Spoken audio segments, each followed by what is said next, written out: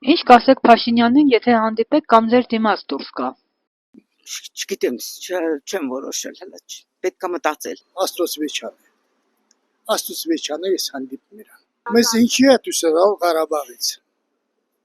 Ինչի է մեզ դուսերալ։ Ինչի է դուսերալ մեզ ընդրից։ Որ 30-35 տարի մեզ պահալ ընդեղ, այսինքն Հայաստանն ալի պամուկարաս Հայաստան կայլ չնդեկենինք։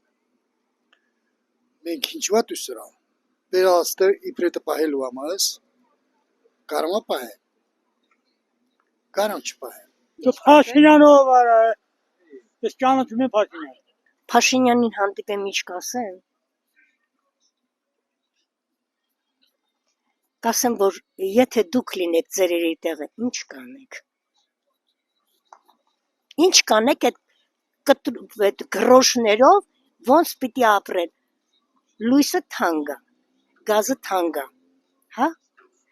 Ջուրը թանկ է։ Ու ես չեմ հասկանում, այդ ամեն ինչն էլ մթերքը թանկ է, գնում ես խանութ, չես իմանում, ինչ առնես, դեղը թանկ է։ Ես չեմ ուզում նրան ոչ մի բան էլ ասել, չեմ էլ ուզում հանդիպել։ Չեմ էլ ուզում հանդիպել, Արցախը ծախողի հետ ինչ հանդիպեմ։ Հա, ինձ ամեն ինչից զրկողի, ես մանկավարժ եմ, 50 տարի աշխատել եմ, մանկավարժ, քաղցարայող եմ եղել, Ստեփանակերտի քաղաքապետարանի կրթության բաժնի, կրթության գծով վարչապետի տեղակալ եմ եղել։ Հիմա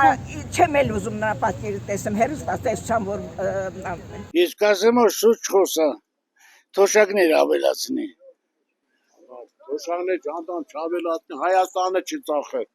Վեր կա, ճողուր կամպենսում ես։ Մենակ Հայաստան մնա տեղում։ Հայազիջան, հիմի էլ զինա նշան անում։